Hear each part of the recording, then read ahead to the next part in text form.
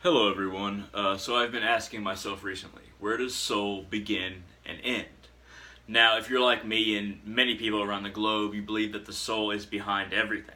That matter is actually the smallest part of soul, and it's just a very shady reflection of what the soul is. Every single atom, every single particle of energy. It's just the furthest reaches of the soul, not its infinite form, but its basest form, something that is furthest away from what the soul is at its core. Uh, and that's where our material realm manifests, just basically on the most basic substance that soul has to offer, a coagulation on the edge, if you will. Now, if you're a Christian, Jewish, or Muslim, you might think that okay, soul is just in people; it's not behind anything else. But I'm basically talking from a point of view that is apart from that view, the view that soul is behind everything. There's some Christians and some Muslims and some Jewish people that I assume believe that soul is behind everything and everything, but I mean, the majority do not. Just like the majority of other people, don't believe that soul is behind everything. Soul is in everything, but I'm talking from a point of view that soul is in everything. So, where does it begin and end? The division seems superficial. When we're talking about a division between one person and another, it's fairly easy, if incorrect, to assume where the soul begins and ends.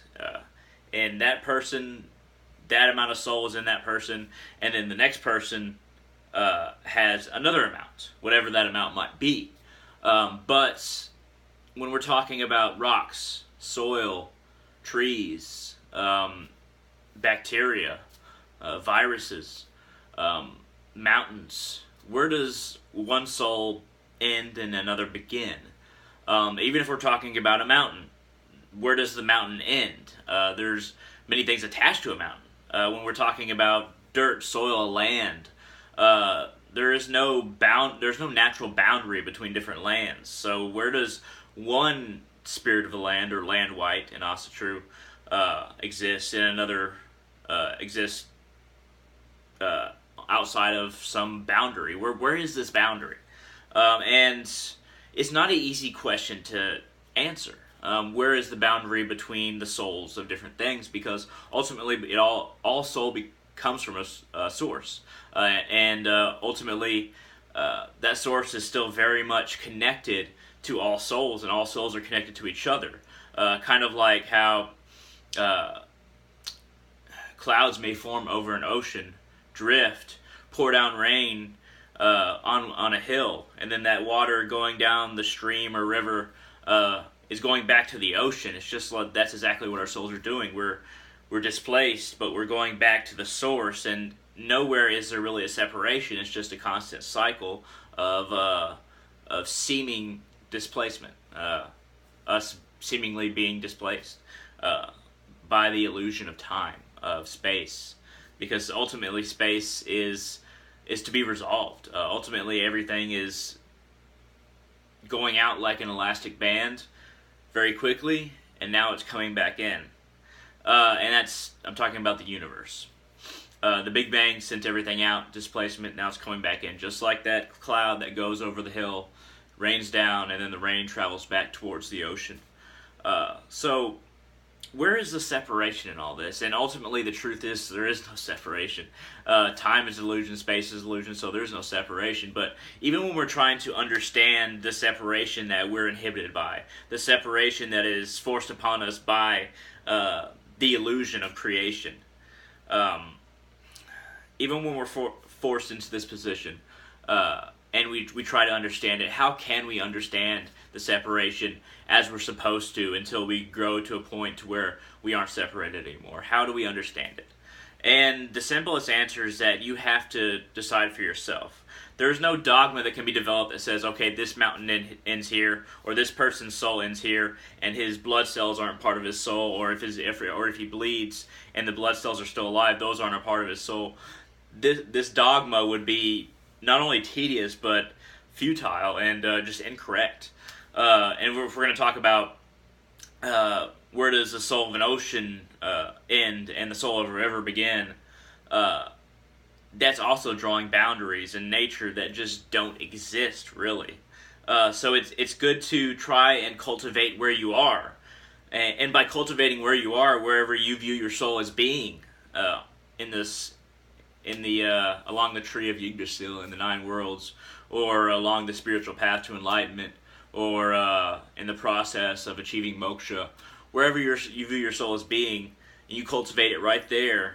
You don't have to view it as being separate. Just view it as watering yourself where you are, and basically everything around you will be watered by the spirit of life, by the spirit of progression. If you practice spiritual techniques, ideology, and an effort to gain knowledge, if you practice these things, then you will not only fertilize yourself, but everything around you. Because you aren't separate from things around you.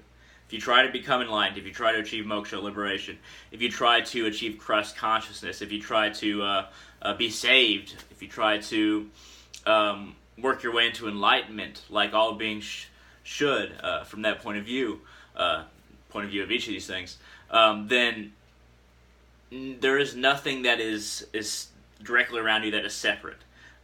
It's like throwing a stone into a pond, and then the ripples kind of travel outward. That's what you do with your good or ill actions. If you do good actions, if you try to advance yourself, then those ripples will extend very far. If you're practicing very well, and it's all about magnitude, how well you're practicing in whatever tradition or faith that you're a part of. Those ripples will affect everything around you, and then as they get further away, unless you're completely aligned, for example, then they'll eventually peter out. But if you do ill actions, if you think badly of others, if you practice habits that affect your own soul and the souls around you, then those ripples will still travel outward, but they won't have the same purifying effect. They'll have a corrupting and poisonous effect.